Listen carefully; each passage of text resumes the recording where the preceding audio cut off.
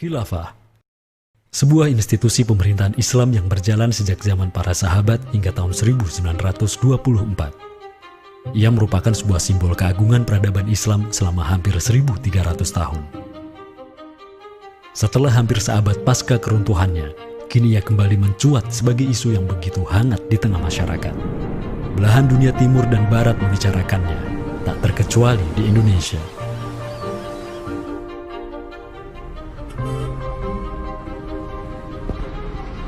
Perdebatan tentang khilafah tak terhindarkan. Apakah ia pantas diterima atau tidak di zaman modern saat ini? Kita tahu khilafah atau kehilafahan Islam itu di Nusantara bukan hal yang baru. Ya, sudah ada hubungan relasi antara kesultanan-kesultanan dan kerajaan Islam Nusantara dengan kehilafahan di Turki Utsmani atau wilayah Arab secara keseluruhan itu sejak abad ke-7.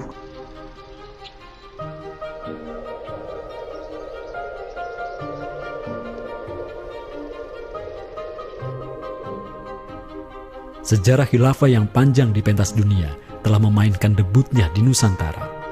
Islam yang diemban para punggawanya telah menjadikan Nusantara jaya dan menjadi sumber utama perlawanan terhadap para penjajah.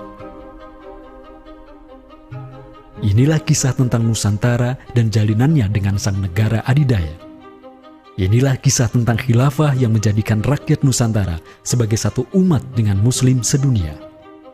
Inilah kisah tentang jejak khilafah di Nusantara.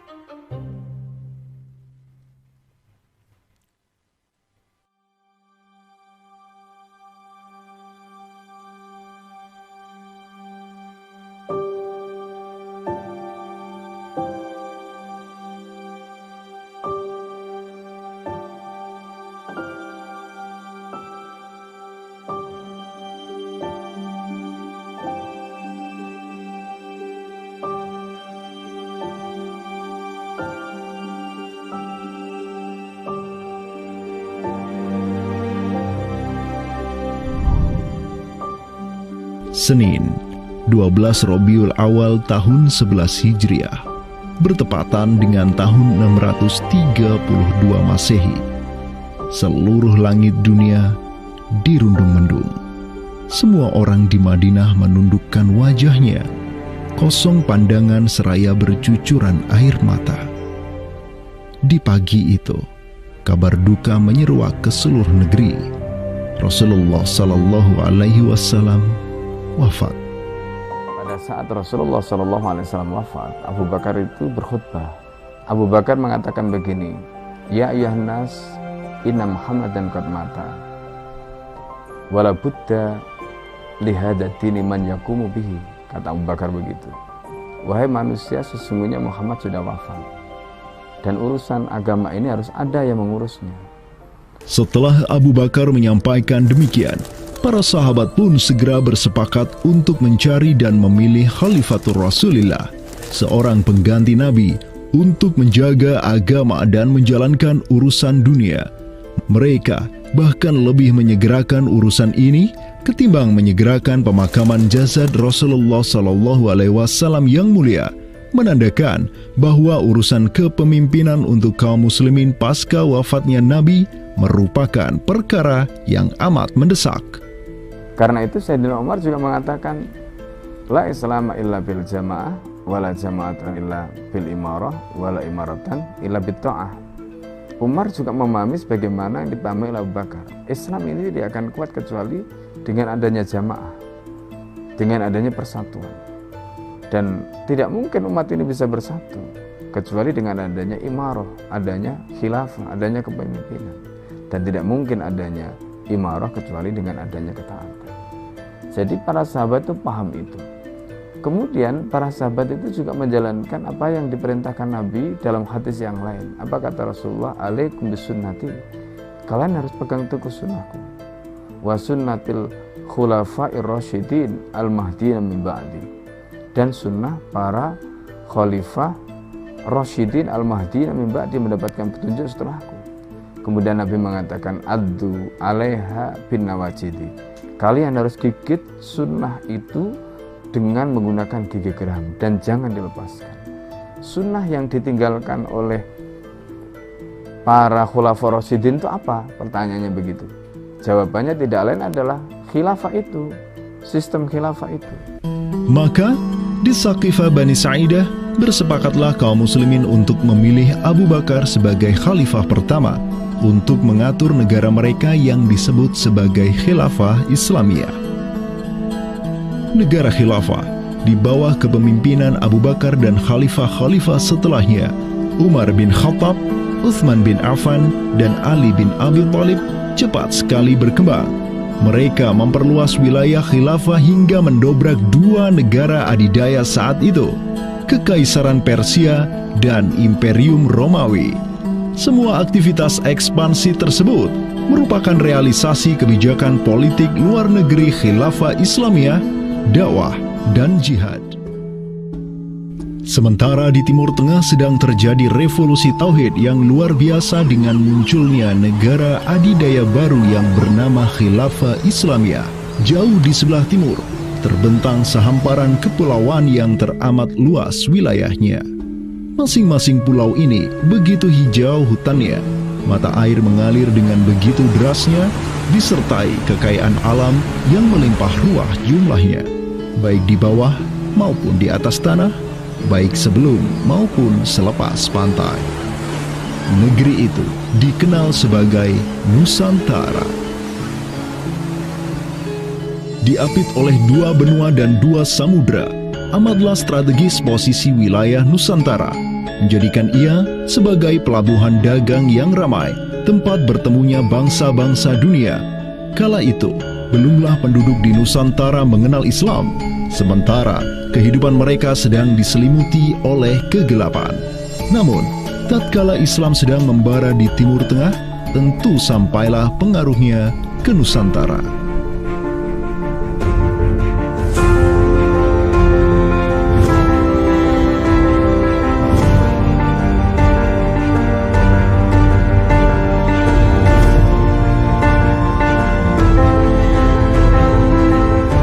Saya ingin mengutip apa yang pernah dinyatakan oleh Buya Hamka ya di dalam buku beliau dari Perbendaharaan Lama, termasuk juga buku beliau yang judulnya Sejarah Umat Islam, yang beliau menyatakan bahwa sesungguhnya teori yang kita tahu bahwa Islam masuk ke Nusantara itu berasal dari Gujarat pada abad ke-12 sampai 15 Masehi, itu sebetulnya tidaklah tepat sepenuhnya. Karena apa? Karena Buya Hamka memiliki pandangan ataupun penjelasan terkait dengan kapan sesungguhnya Islam masuk ke Nusantara, ke Indonesia. Beliau menyatakan bahwa Islam masuk ke Nusantara itu jauh sebelum teori Gujarat.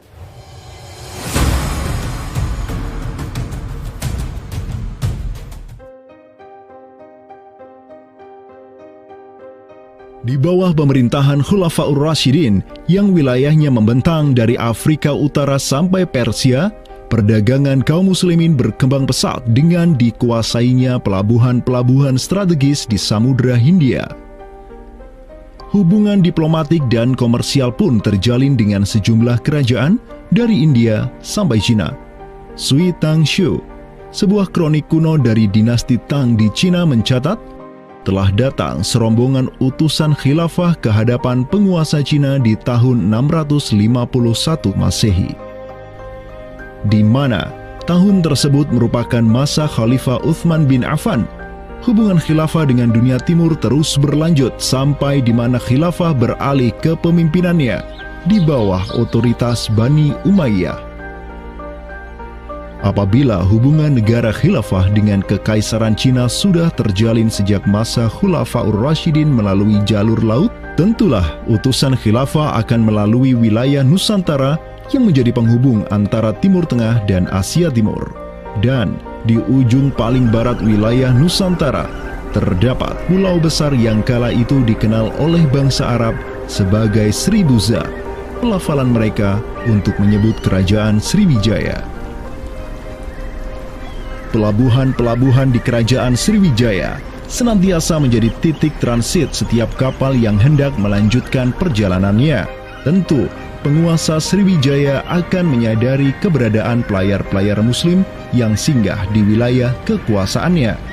Fakta bahwa kerajaan Maharaja Indravarman di Sriwijaya itu ada komunikasi dengan Daulah Umayyah, mengirim surat 2 kali yang isi suratnya itu dari raja dengan 1000 gajah ya dan sebagainya, yang menunjukkan surat menyurat seabad itu yang menunjukkan ada hubungan kekhilafahan dengan Nusantara. Dan secara historis ya sangat logis ketika itu superpower dunia adalah khilafah. Surat yang dikirim oleh Maharaja Sri Indrawarman dari Sriwijaya tersebut dialamatkan ke Damaskus, ibu kota Khilafah Umayyah yang saat itu dipimpin oleh Khalifah Umar bin Abdul Aziz. Dalam surat itu disebutkan, min malikil amlak alladhi huwa ibnu alfi malik walladhi tahtahu bintu alfi malik walladhi fi marudatihi alfu filin walladhi lahu nahrani yumbitani al-auda wal-allawha wal-jawza wal-kafura alladhi yujadu rihuhu ala masirati 12 milan ila malikil arab alladhi la yushriku billahi syai'an. Amma ba'du, fa inni qad ba'athtu ilaika bihadiyatin wa ma hiya bihadiyatin walakinnaha tahiyatun wa ahbabtu an tab'atha ilayya rajulan yu'allimuni al-islama wa yuwaqqifuni ala hududihi wassalam. Maka di bawah kepemimpinan sang Khalifah Umar bin Abdul Aziz, khilafah menyebarkan rahmatan lil alamin ke segala penjuru dunia, termasuk Nusantara.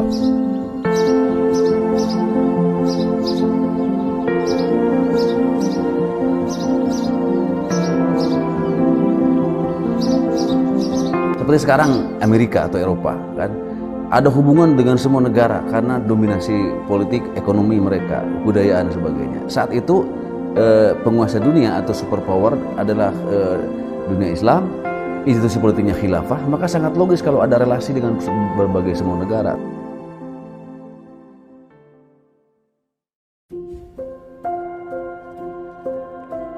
Tahun 1258, dari arah timur datanglah segerombolan pasukan yang mengerikan. Tubuh mereka besar-besar bak raksasa, berkulit kuning dan begitu mahir berpanah dan mengendarai kuda. Inilah pasukan Mongol yang datang dari utara Cina. Khalifah Al-Musta'sim itu dibunuh oleh Hulagu Khan, ya, pemimpin tentara Mongol. Kemudian pasca penaklukan Baghdad, itu Baghdad menjadi kota kosong, ya. Penduduknya dibantai, khalifah dibunuh, ya. Kotanya dibakar, perpustakaannya dihancurkan, wah pokoknya kacau sekali lah. Nah, tapi ternyata banyak keluarga Abbasiyah, ya, dinasti Bani Abbasiyah yang dia itu selamat dari pembantaian orang-orang Mongol, dan mereka itu akhirnya berdiaspora, mengungsi, ya. Ada yang berdiaspora, ada yang mengungsi ke Hijaz, ada yang mengungsi ke daerah Najd, ya, ada yang mengungsi ke daerah Mesir. Ada satu keturunan Abbasiyah, Bani Abbasiyah, yang dia itu mengungsi sampai ke Aceh, gitu. Dimana Aceh itu dulu, ya, negara yang berkuasa di sana adalah Samudra Pasai.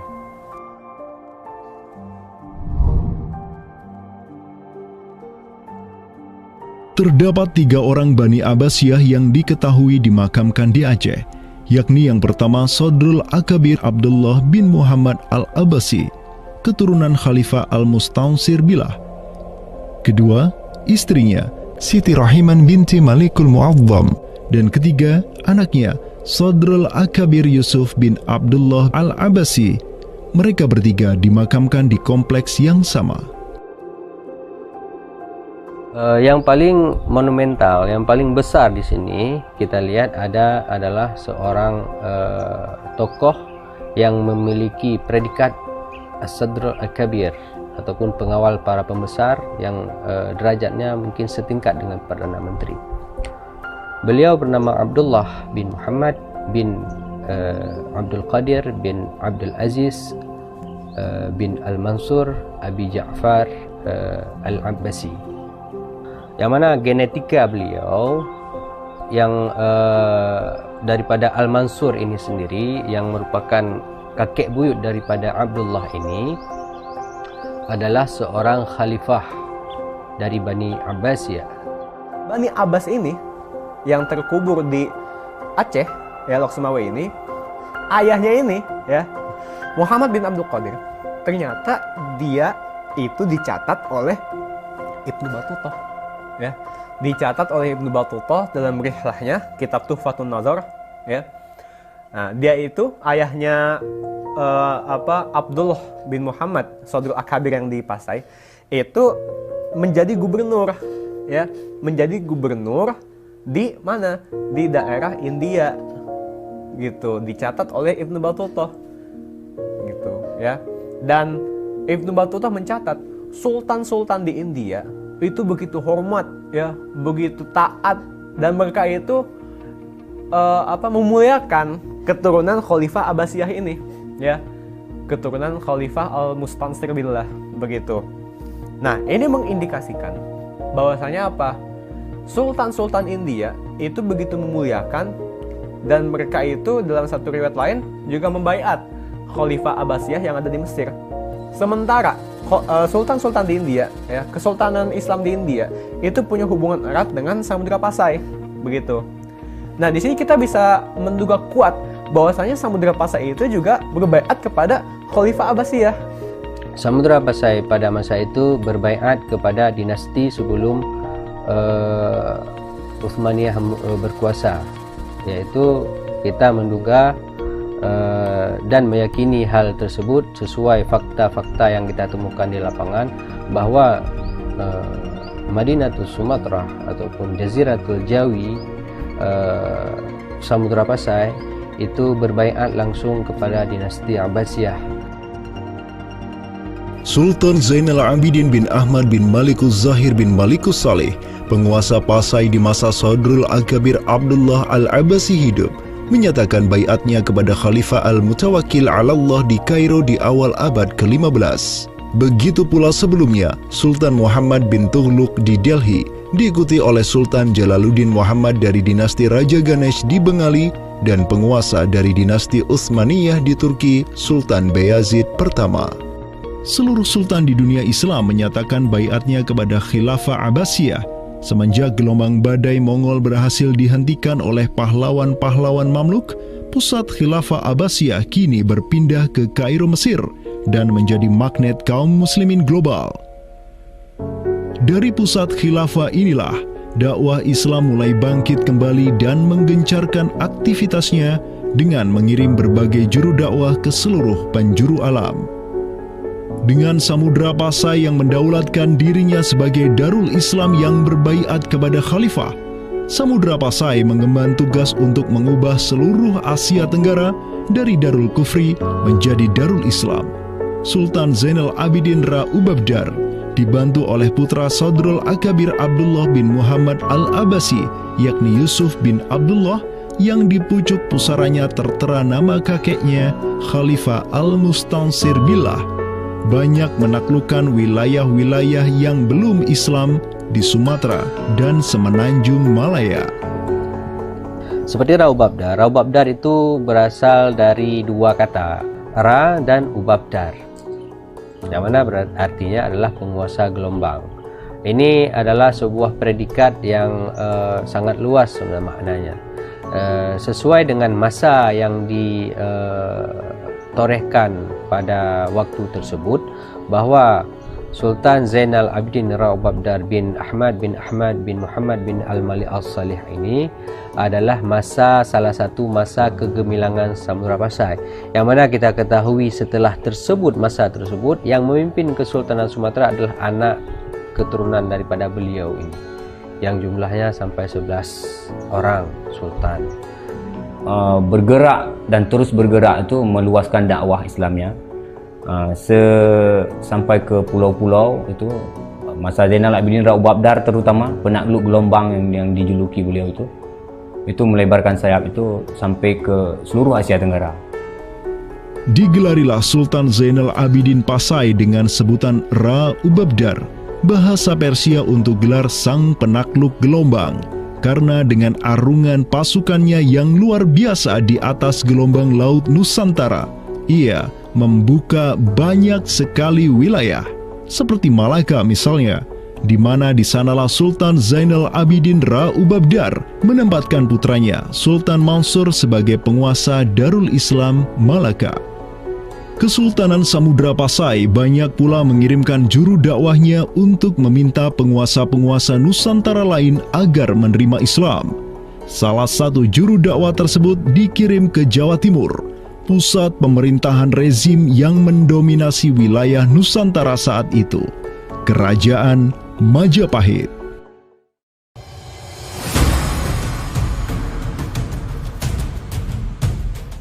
Gresik, Jawa Timur. Di kota yang hanya berjarak 60 km dari Trowulan, ibu kota Kerajaan Majapahit, terbaring jasad mulia di atas pusara marmer yang begitu indah. Inilah kubur seseorang yang menginisiasi tegaknya Islam di tanah Jawa, Maulana Malik Ibrahim, yang kemudian dikenal sebagai Sunan Gresik.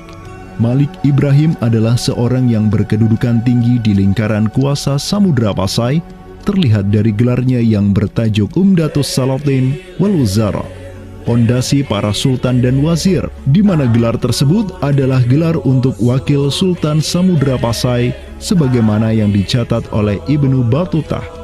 Gelarnya yang lain seperti Burhanud Daulah Waddin, penerang negara dan agama, adalah gelar yang disematkan kepadanya selayaknya gelar-gelar yang diberikan Khilafah Abbasiyah kepada pejabat-pejabat penting daulah, sebuah gelar yang begitu politis sekaligus agamis.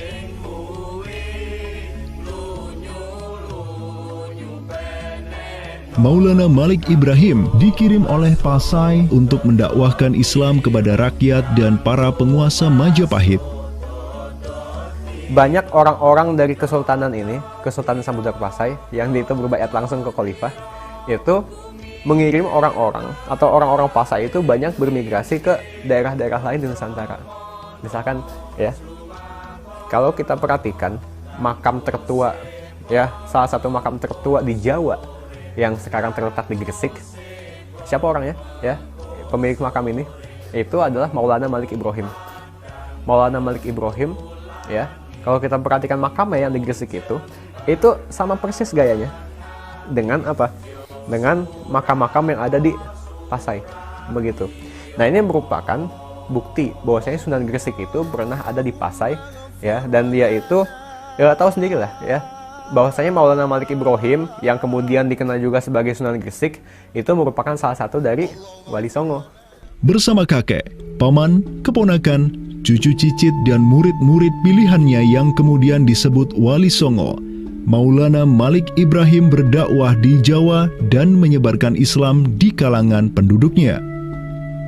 Mereka mendapat sokongan penuh dari negara yang berkuasa di Samudra Pasai, kesultanan yang berbaiat kepada Khilafah Abbasiyah. Dakwah mereka terus berkembang, perlahan namun pasti, dan mulai melumat persendian kuasa Majapahit yang mulai keropos akibat kekacauan internal mereka sendiri.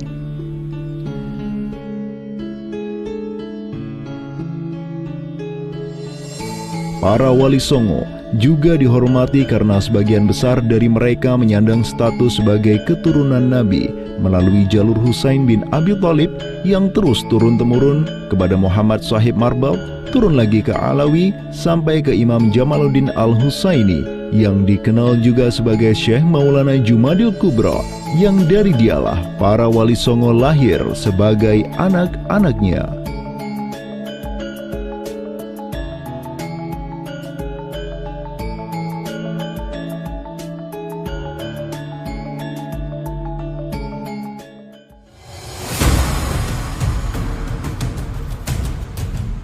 Bertolak dari Gresik, dakwah para wali menyebar ke kota-kota lainnya di Pulau Jawa, bahkan sampai keluar Jawa seperti Maluku, Ternate, Makassar, Kalimantan, dan sebagainya. Selain kalangan rakyat, banyak pula pejabat-pejabat Majapahit yang tercerahkan dengan Islam dan sukarela mengucap syahadatain seperti para adipati Majapahit di Palembang, Cirebon, Semarang, Pekalongan, Jipang sampai Mataram. Tak tanggung-tanggung, di antara mereka yang berislam bahkan merupakan sang putra mahkota Majapahit sendiri, Pangeran Jimbun alias Raden Patah, yang merupakan buah dari pernikahan Raja Brawijaya kelima dengan seorang putri Cina. Ketika dewasa, Raden Patah belajar kepada Sunan Giri di Surabaya, kemudian diangkat menjadi Adipati Demak oleh ayahnya. Kemudian di tahun 1478, Brawijaya kelima digulingkan oleh pesaingnya dari Kediri, Girindra Wardana. Tahta Majapahit yang diduduki oleh musuh ayahnya lantas membuat Raden Patah di Demak beserta seluruh elemen Islam di Jawa pimpinan para Wali Songo bangkit berjihad melawan Girindra Wardana dan penerusnya Patih Udara. Mereka terus berjihad dengan penuh keberanian hingga akhirnya berhasil melumat kekuasaan Majapahit yang dipegang oleh para pemberontak dari pihak Girindra Wardana dan Patih Udara. Kaum muslimin pun meraih kemenangan hingga akhirnya mereka berhasil memproklamirkan berdirinya sebuah daulah Islam pertama di tanah Jawa, Kesultanan Demak, pada tahun 1482. Digelari Raden Patah sebagai Senopati Jimbun Ningrat Ngabdurrahman Panembahan Palembang Saidin Panatogomo, atau dengan gelarnya dalam bahasa Arab Sultan Syah Alam Akbar Al-Fatah. Dialah sultan yang telah memfutuhat Jawa menjadi Darul Islam. Dengan berdirinya Demak sebagai daulah Islam pertama yang berdaulat di tanah Jawa, bertambahlah kuat bargaining politik Islam di kawasan Nusantara bersama-sama dengan Kesultanan Samudra Pasai di Sumatera, Kesultanan Malaka di Semenanjung Malaya, Kesultanan Brunei di Borneo, Kesultanan Sulu di Filipina, begitu pula Sultan pertama di Ternate, Sultan Zainal Abidin, yang pernah menimba ilmu ke Jawa di bawah bimbingan Sunan Giri. Dalam rentang abad yang bersamaan, kemenangan daulah Islam di kawasan Nusantara juga diiringi dengan penaklukan Konstantinopel, ibu kota Romawi Timur, oleh salah seorang sultan dari Bani Uthmaniyah, Muhammad Al-Fatih. Penaklukan Konstantinopel sekaligus menandakan tamatnya riwayat Imperium Romawi Timur untuk selama-lamanya. Penaklukan Konstantinopel pada tahun 1453 oleh Muhammad Al-Fatih, sang Sultanur Rum, merupakan realisasi dari janji yang telah terucap ratusan tahun sebelumnya oleh lisan mulia sang Sayyidul Mustafa, Rasulullah Muhammad Sallallahu Alaihi Wasallam. Sungguh, Konstantinopel akan benar-benar ditaklukkan. Sebaik-baik pemimpin adalah pemimpin yang berhasil menaklukkan Konstantinopel, dan sebaik-baik pasukan adalah pasukan yang menyertainya. Dengan dikdayanya kuasa Islam di tanah Rum, menjadikan para penguasa Uthmaniyah mempunyai citra istimewa di kalangan rakyat Nusantara.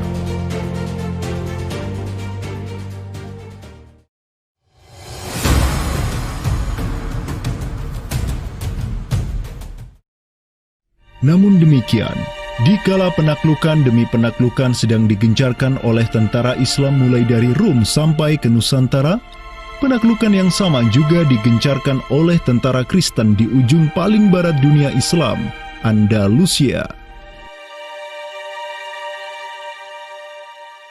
Berbeda dengan penaklukan yang kaum muslimin lakukan, di mana penduduk asli suatu tempat diberi toleransi yang luar biasa atas agama dan properti mereka, tentara Kristen Portugis dan Spanyol menaklukkan wilayah Islam di Andalusia yang saat itu sudah terpecah menjadi Reyes de Taifas atau Mulukhut Tawaif atau kerajaan-kerajaan yang saling tercerai-berai. 1492, kekuasaan Islam terakhir di Andalusia, Granada, berhasil ditaklukkan oleh suami istri yang menjadi penguasa Spanyol, Fernando de Aragon dan Isabella de Castilla. Penaklukan kembali wilayah Andalusia menjadi negara Kristen yang mereka sebut Reconquista telah menyebabkan populasi kaum muslimin di sana tersapu bersih, entah karena diusir, dimurtadkan, atau dibunuh. Selain Reconquista, kaum Kristen Spanyol dan Portugis juga mempunyai motif ekonomi untuk menjadikan diri mereka kaya, yakni dengan mencari jalur rempah di Samudra Hindia yang saat itu merupakan potensi sumber daya alam yang luar biasa. Program mereka untuk mencari rempah di Samudra Hindia mereka sebut sebagai Estado da India. Kita sering dengar dengan istilah 3G gitu kan. Glory, Gospel, dan Gold gitu kan. Jadi ya mereka ingin ekspansi, mereka ingin menyebarkan misi agama mereka, dan mereka juga ingin mencari gold.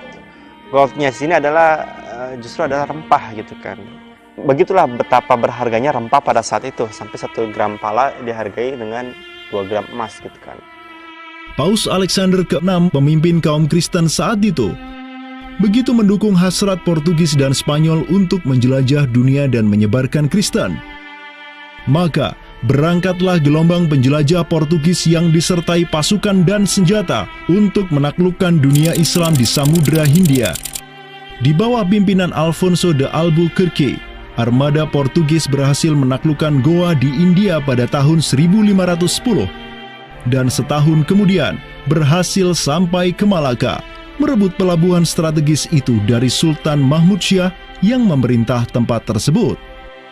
Dari Aceh ini, di mana surat Aceh ini itu selain memberikan baiat, dia itu juga meminta pertolongan kepada Khalifah Amirul Mukminin sebagai pelindung dunia Islam global agar mengirim sejumlah persenjataan ya, kapal perang, ahli-ahli militer ya, kemana? Ke Aceh untuk menghadapi Portugis yang saat itu sedang menguasai Selat Malaka.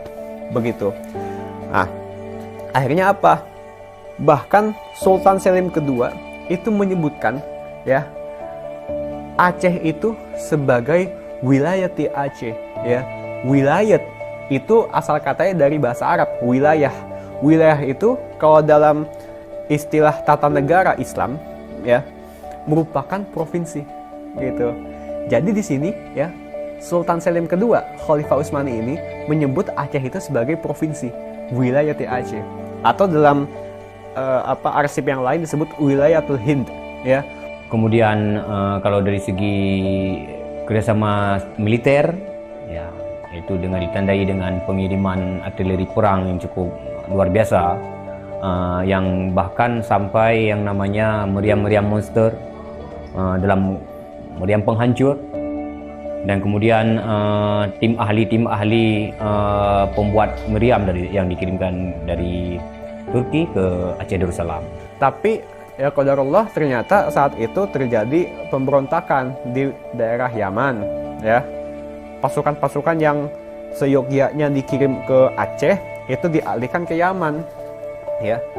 Walaupun dialihkan ke Yaman untuk memadamkan pemberontakan di sana, tapi tatkala pemberontakan itu selesai, apakah misi ke Aceh itu tetap berlanjut? Lanjut ya, tetap berlanjut.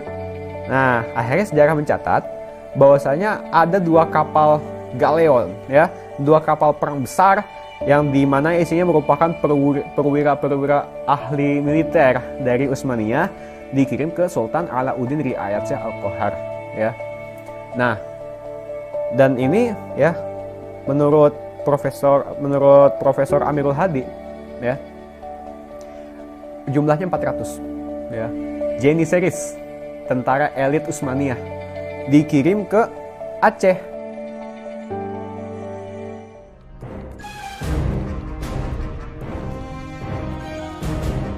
Selama masa Sultan Alauddin Riayat Shah Al-Qahar, Aceh melancarkan serangan besar-besaran ke Malaka demi menghancurkan Portugis.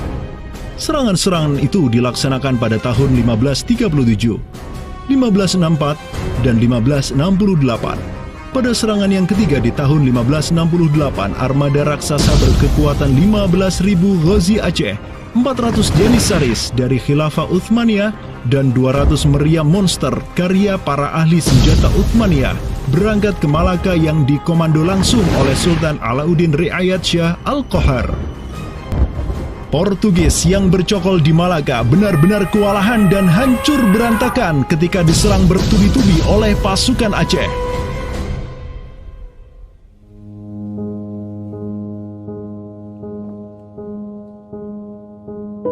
Walau demikian, Portugis berhasil bertahan karena dibantu oleh sekutu-sekutunya dari Johor dan Kedah. Banyak korban yang berjatuhan baik dari pihak Aceh maupun pihak Portugis. Begitu pula ada beberapa Janissaris Uthmaniyah yang turut gugur dalam jihadnya di kawasan Nusantara ini. Ada satu daerah di kawasan Bandar Aceh ini, Bandar Aceh Darussalam itu Kampung Bitai.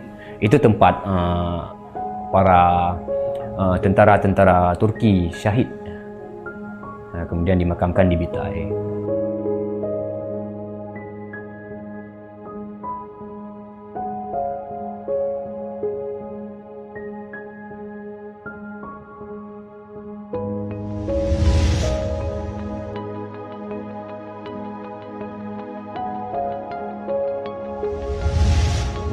Mungkin kita melihat juga dari segi numismatik atau mata uangnya, banyak sekali dirham-dirham Turki Utsmani kita temukan di sini. Ini adalah Gampung Pande, sebuah rawa kumuh yang terletak di tepi pantai Kutaraja, Banda Aceh. Semenjak tahun 2006, tempat ini sudah dijadikan sebagai tempat pembuangan akhir untuk sampah dan tinja. Kemudian sempat pula ingin dibangun di atasnya instalasi pengolahan air limbah atau IPAL oleh Pemda setempat. Namun siapa sangka, di tempat yang nasibnya begitu menyedihkan hari ini, di tahun 2013 lalu, telah ditemukan tidak kurang dari 6.000 keping dinar dan dirham yang dicetak oleh Khilafah Utsmaniyah dan Kesultanan Aceh. Dari Sultan Sulaiman Al-Qanuni kita temukan di sini. Kemudian Sultan Murad juga kita temukan di sini. Gampung Pande yang merupakan salah satu kawasan Islam tertua di Aceh, di mana di sanalah terdapat ribuan makam tokoh-tokoh penting Islam yang datang dari seluruh penjuru negeri. Dan beginilah nasibnya sekarang, terhinakan oleh orang-orang yang melupakan sejarah besarnya, tak tersentuh oleh peradaban modern yang durhaka kepada sejarah Islamnya. Walau demikian, kenangan tentang mereka takkan pernah hilang dan akan terus teringat oleh anak cucu kita. Mereka akan terus mengingat bahwa orang tua kita dahulu, para penguasa kita yang soleh dulu, pernah menyatakan baiatnya kepada Amirul Mukminin, khalifahnya umat Rasulullah Sallallahu Alaihi Wasallam. Inilah kubur orang yang dirahmati lagi diampuni.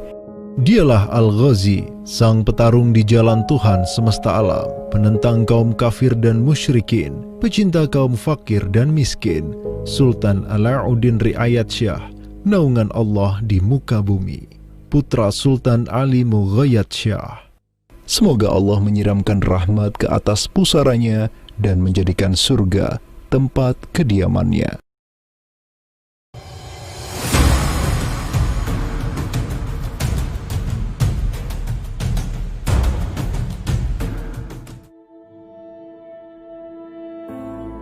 Seiring angin Katulistiwa yang terus merayu, gelora Islam juga terus melaju dari Aceh, Jawa, dan terus menyusur ke arah timur sampai ke Jaziratul Muluk, Kepulauan Raja-Raja.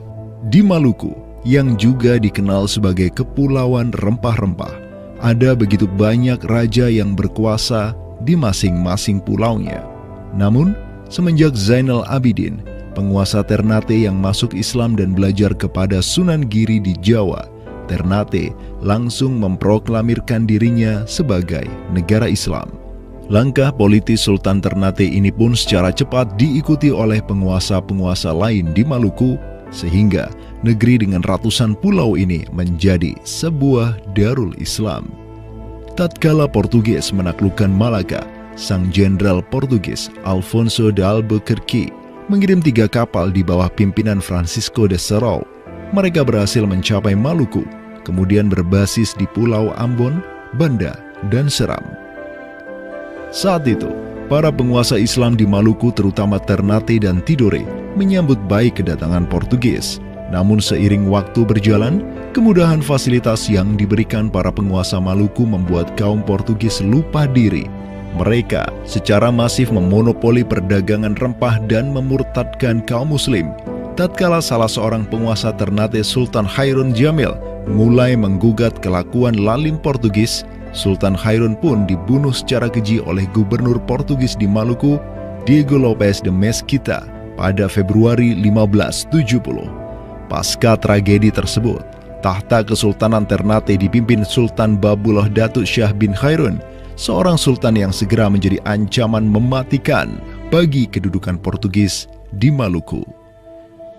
Dengan pasukan laut raksasanya, Sultan Babullah menyerbu setiap benteng Portugis yang ada di Maluku. Segala kapal dan bala bantuan yang hendak dikirim untuk Portugis dari Goa dan Malaka diblokade oleh pasukan Babullah. Persenjataan kaum muslim Maluku pun cukup membuat Portugis gemetaran. Karena selain menggunakan panah, tombak dan pedang, Sultan Babullah juga menggunakan meriam monster hasil buah tangan Janissaris Utsmaniyah.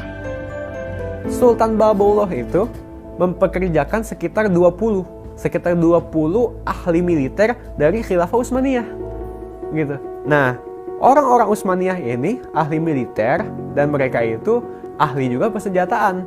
Pasukan-pasukan persenjataan itu diproduksi oleh orang-orang Utsmani ini dan mereka itu mengajarkan kepada orang-orang Maluku, pasukan Sultan Babullah, untuk membuat senjata.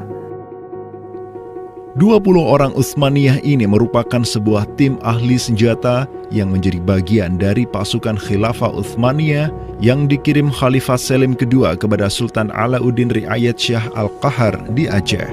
Dengan pengalaman yang mereka dapatkan setelah membantu Sultan Aceh berjihad melawan Portugis di Malaka, 20 Janissaris ini melanjutkan perjalanan mereka dari Aceh menuju Ternate. Peperangan dan pengepungan pasukan Babullah untuk menyerang Portugis yang bersembunyi di benteng-benteng mereka terus berjalan selama 5 tahun, dari tahun 1570 sampai tahun 1575. Akibat pengepungan tersebut, kaum Portugis amat menderita dengan kelaparan, sampai-sampai mereka memakan anjing, tikus, sampai cicak demi bertahan hidup. Hingga akhirnya pada 27 Desember 1575, Portugis mengibarkan bendera putih. Mereka pergi dari Maluku untuk selama-lamanya dengan rasa malu yang tiada terperi. Sultan Babullah yang terus berkuasa sampai tahun 1583 terus mengekspansi banyak wilayah di timur Nusantara untuk menjadi Darul Islam. Raja Makassar, Karaeng Bonto Langkasa, berhasil Babullah Islamkan sehingga Makassar menjadi Darul Islam. Begitu pula dengan Luwuk, Banggai, Mindanao, Nusa Tenggara, Aru, Halmahera, Jailolo, Bacan, hingga Papua. Semuanya tunduk kepada Sultan Babullah sehingga ia dijuluki sebagai penguasa 92 pulau. Dengan prestasi yang demikian luar biasa, tentu Babullah tidak berdiri sendiri. Ada ikatan solidaritas dengan sultan-sultan Aceh, Jawa, sampai Filipina. Ikatan sebagai satu umat. Ikatan dengan satu akidah, akidah Islam. Ikatan dengan satu semangat, semangat jihad. Dan ikatan dengan satu kepemimpinan. Karena seluruh sultan di Nusantara tunduk dan begitu hormat pada Khilafah Utsmaniyah.